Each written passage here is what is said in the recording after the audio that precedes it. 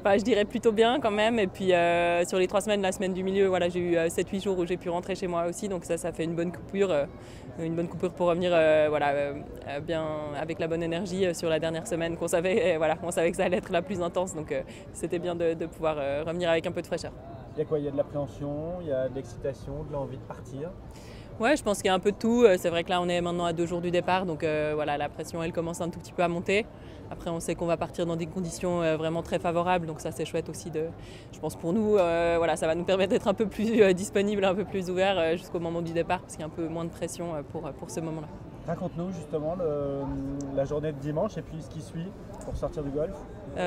Oui, voilà, la journée de dimanche, ça va encore un peu se préciser, mais on sait qu'on partira normalement voilà, entre 4 et une dizaine de nœuds de vent maximum, avec potentiellement une zone de transition à traverser avant de retrouver des vents plutôt de nord, nord-ouest, qui vont basculer après au nord-est. Donc voilà, descente, ça va se renforcer petit à petit au fil qu'on s'éloignera des côtes, et puis potentiellement un peu de vent au niveau du Cap Finistère, vu qu'en nord-est, ça se renforce toujours dans cette zone-là. Et puis pour l'instant, il y a encore un peu d'incertitude sur la suite. Voilà, on est encore à 48 heures du départ. On ne sera que dans 4 jours à peu près au Cap Finistère. Donc voilà, la suite de la stratégie, ça va déjà se préciser de maintenant au départ. Et puis il faudra encore affiner les choix stratégiques une fois qu'on sera en mer. Mais en tout cas, voilà, potentiellement, il y aura un peu de jeu, en tout cas à ce niveau-là. Donc ça va être intéressant. Ça change quoi de partir au portant? Ça ne change pas grand-chose, ça permet juste voilà, d'avoir des conditions de mer et de vie à bord qui vont être assez faciles dès le début. Donc voilà, il n'y aura pas de dépression ou de front à aller chercher.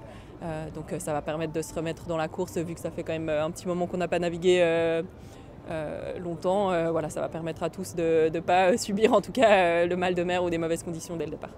Oui, c'est ça, il faut un petit temps pour s'amariner en général. Ouais, ça dépend. En tout cas, c'est sûr que c'est beaucoup plus facile de partir là que dans 25 nœuds et de se dire qu'on va devoir aller passer un ou deux fronts liés à des dépressions. Donc oui, après, il y a le fait de s'amariner et puis il y a aussi le fait de se remettre dans le rythme de la course.